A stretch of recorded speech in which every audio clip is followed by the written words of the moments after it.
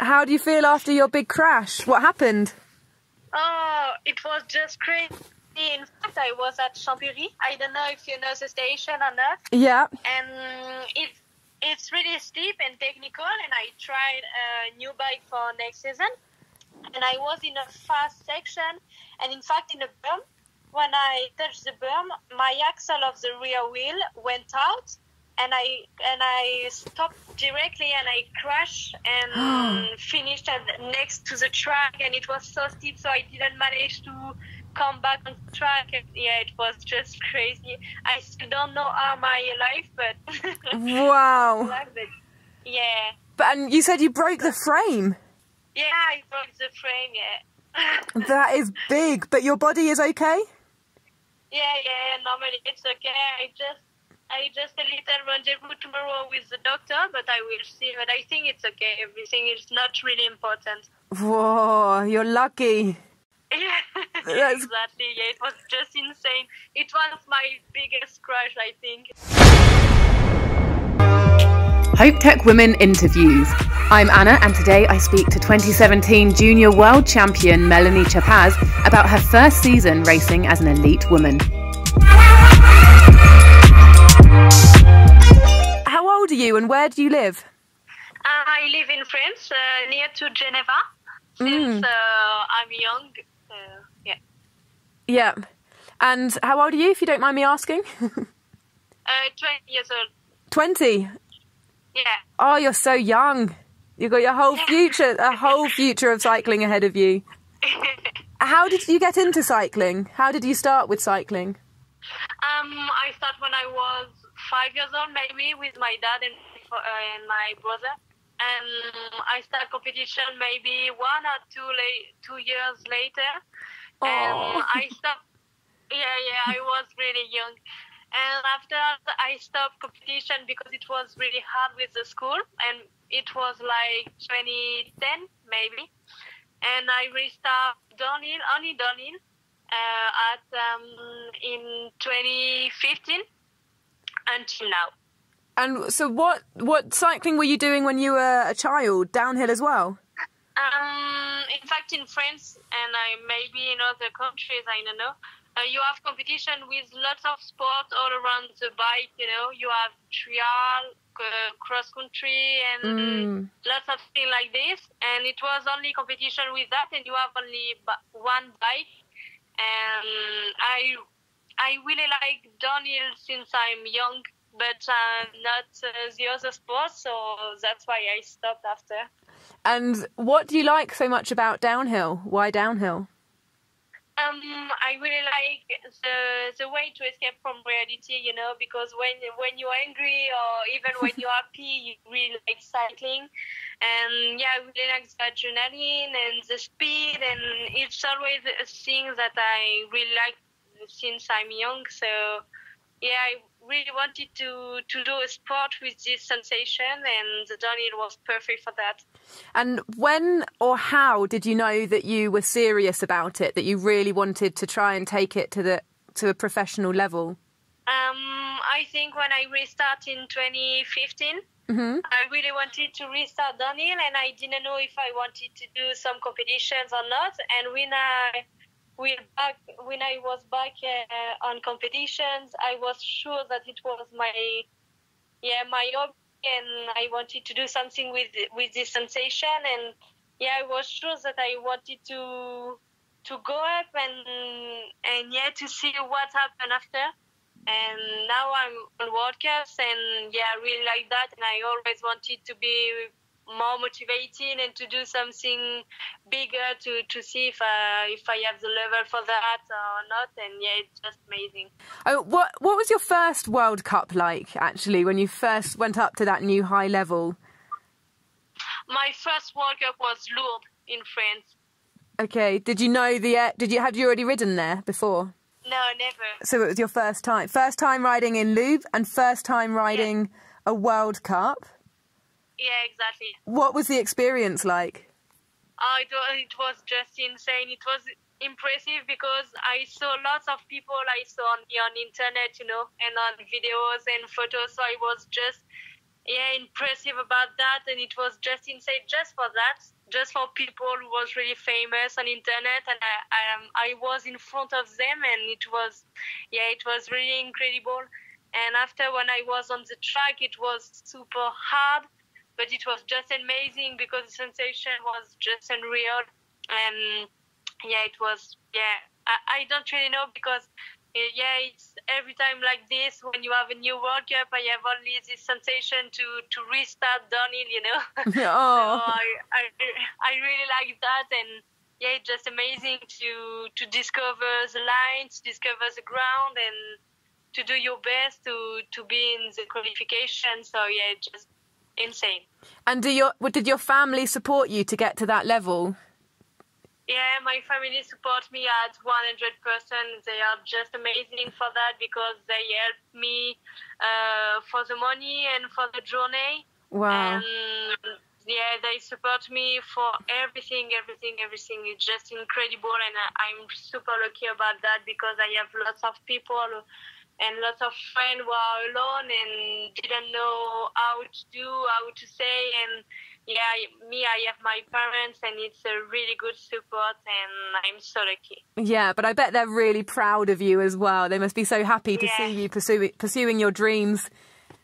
Yeah, exactly. And my mom said every time to my friend when I was younger, Melanie are really, really good in downhill, but she won't be a world champion, because she did that only for pleasure, you know. And when I was world champion, it was just incredible, and she was just so proud of that, and it was impressive.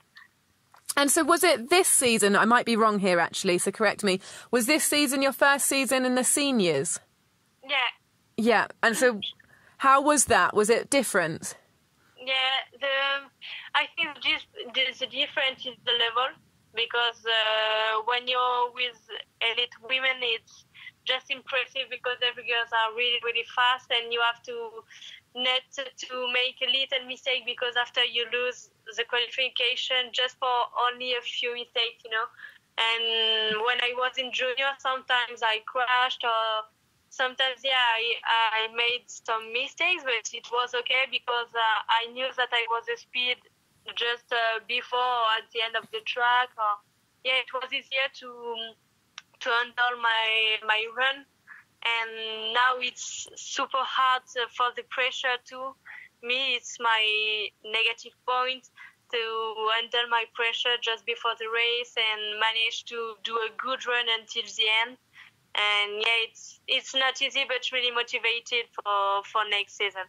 Yeah, good. And so when you moved up to the higher level, or not to the higher level, I suppose, the older level, the seniors, there was lots of really fast women at the very, very front. There's some good French female riders, some British ones, or ones from all over, actually. Did you ever get to ride with some of the women who are leading, some of the really fastest women? And did you compare yourself to them or learn anything from them? Yeah, for sure. I always compare to the fastest girls, and sometimes I try to ride with a few of them. For example, Marine, if she is in next to the track, I try to find some advice from her or something like this with Tane too. And it's really good, because lots of girls are competitive but really friendly, and it's amazing to have the support between all the girls, and even in the race and outside the race, during for the winter or something like this. It's super cool to have the support between every girls, and it's really cool. Yeah, I really see that in downhill actually. It's obviously super competitive, but there is that sort of camaraderie, so we say, between the women. It's really nice. So looking back on your 2019 season, the season just gone, and it's your first one at seniors, how do you feel that it went? I don't really know. In fact, I'm super happy about the end of my season, but the beginning was a bit hard, because I didn't know if I had the level for qualification or not. And after a few races, I knew that I was the level, but the pressure was a bit hard to handle. And I was a bit frustrated about that because sometimes I miss my run for that and not because I didn't have the level. So yeah, it was a bit hard, but I really learned about that during the season. And at the end of the season, I just wanted to ride like I rode with my friend in a bike park, So I just ride and don't think about the qualification, and it was easier to ride like this, and my result was better and better. And at the end, I was 7 during World Championship, and it was just amazing because I was there just for top 10 if it was possible. And when I finished 7, I was really happy about that and really motivated for next season. It's absolutely fantastic. It's so good, especially you're starting the season thinking, can I even qualify? And then you end the season with within the top 10. It's incredible. It's really good. Yeah, exactly. Yeah, it was incredible at Val d'Isole because it was my first top 10, and I was there, and during qualification I was 14, so for me it was super hard, and I was at one place to lose qualification, and at the final I just ride like I ride every time with pleasure, and in fact no fucks given, So and after I just ride, and it was incredible because at the end of my run I saw my time and I said, yeah, it's a good time, so I will see after, and at the end I was 9, so yeah, it was incredible, and I'm so happy. It's so good. And you said that you had to learn a bit about how to deal with pressure and learn how to ride just as if you're riding with your friends in the bike park. It's very psychological. Yeah. Do you have somebody that you talk through with these things? Is it something you talk about with your parents, or how do you analyse yourself to work out what you need to do, not in a technical way, but in this sort of psychological or emotional way? For example, for the pressure, I'm gonna take a mental coach for this winter to help me for next season to handle all my season, and even not even only my runs, but even in my life to handle my pressure in general, and to help me to manage all my life in general. Yeah. And after I have my parents for sure, but it's different because my parents are not really objective, it's a bit harder. But yeah, for sure, I have my friend, my parents, and everybody who send me messages, and it's just incredible because after when you're sad or something like this, it's really good to have some messages and some support about everybody. Yeah, that's really good. And talking about when you're feeling down, what's like the worst point looking back on your season, and the lowest point you felt? I don't really know. For me, when I don't know how to explain. Well, that's a good thing that you don't have any lows. It was all either something that you've learnt from or you're really happy about. So that's probably quite good. Yeah. And what was your favourite track in the World Cups this year? My favorite track, I think it's Mont Saint-Anne because it's really technical and natural, and you have not lots of jumps. It's really, you just have to ride your bike and to know riding your bike, and not only to put your head at the beginning of the track and take it at the end. So I think it's Mont Saint-Anne, my best track ever. Oh, cool. And who do you hang out with, or who do you ride with on the race weekends? Do you have a bit of a team set up with you, or do you have usual people that you tend to be, or do you find yourself quite isolated and doing your own thing? Sometimes, no, in general, I ride with my friends. I know that really important for me and next to my house, and I'm used to ride with them, so I know their technical skills and how they ride. So sometimes I ride with my friend, and sometimes I try to ride with someone else to see if my speed is good or not. I try to find sometimes different every time. Okay. And to ride, Yeah, okay, cool. So you don't have your gang, I suppose, that you turn up and you have the same people every time? Yeah, exactly. Oh, nice. So what are your goals then for next season? You finished on quite a high. You did better than you almost expected you could do. So how do you feel going into 2020? In 2020, I would like to pass every qualification this time, and in the best moment to be in the top 10. But I don't have a big goal about that. I just want to pass every qualification and to do my best during the final.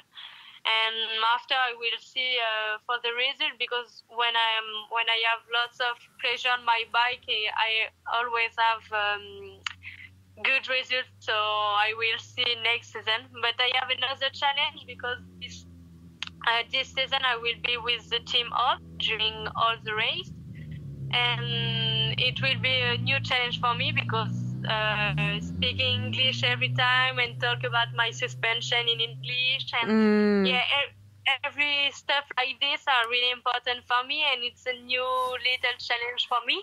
And I think it will be a good season because we'll be in a good atmosphere and lots of in a racing mood, So it will. I think it will be insane with Adam and Dan. And how did you end up with your sponsors? And do you ever feel pressure because you've got the sponsors that you have to perform, or do you just feel that you've got good support? No, I don't think about my sponsors when I'm in World Cups. I just think about to have pleasure and to be good on my bike and don't crash, because I think the pressure is only from myself and not from my sponsors.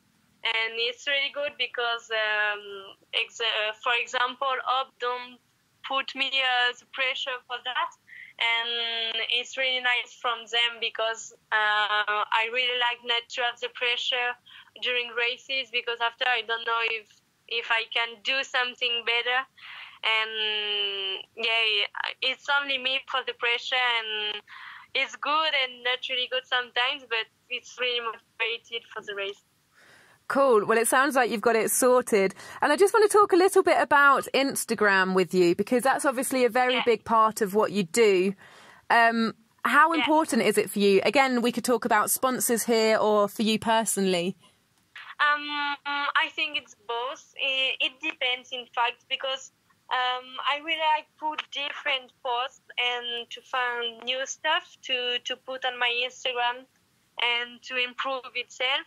And I really like to have lots of comments about everybody because it's really motivated, and sometimes I have good idea for the next post, and sometimes it's only commercial for my sponsors, but I really like to put my life inside and outside the bike to show to everybody how I work or how I do. Even without a bike, and it's really interesting. And do you just like to post what you feel you want to post, or do you look at other, because Instagram is massive for all the girls in downhill. So do you watch what they're doing as well and think, oh, this person posted this, maybe I should do something similar, or do you just try and keep your own thing? I do that every time. In fact, I really like to be on Instagram and to see how everybody in the mountain bike world, and even someone in another sport or even in no sport, I really like to look at everybody on Instagram and to find the idea to put a video, for example, to take a photo or something like this. And all my ideas on Instagram are taken off someone else or an idea of someone else, and it's really interesting about that. And I really like to look at everybody and to looking for something else and the new stuff, and it's really interesting. And do you ever find that it's a conflict? Because I know that with me personally, I almost got to a stage with Instagram where I just thought, oh, I can't be bothered. I just want to ride my bike. I don't want to ask someone, can you take a photo? Can you take a video? Because I feel like it annoys them, or I don't want to think about it because I just want to ride. Do you ever get that conflict? In fact, sometimes when I ride alone, I try to take a photo by myself, something like this. But when I with my friends, I try either to take someone with me and take a photo or video, or sometimes I do nothing because it's a really good training and important training. So I have to ride my bike because it's the most important. So sometimes, I ride my bike, and sometimes I try to do a video, and like this I can rest a little. And I try to do both because Instagram is, I think, as important as the bike now, because the social media is really important, even for us. So I try to do my best for that. Brilliant. Well, you are doing a very good job, that's for sure. It's been growing all the time. I've been following you for a little while and seeing that you're doing really well with it. So, well done, you. Thank you very much. Brilliant. Well, that's the end of the interview. So I just want to say thank you for taking time to speak, especially as I know that you've had a big crash. So you're probably quite tired as well and need a little bit of time to recuperate. Thank you, but I'm really happy to talk with you, so no worries. Nice one. All right. Well, I'll be following your season on Instagram, and I'll let you know when I put this up.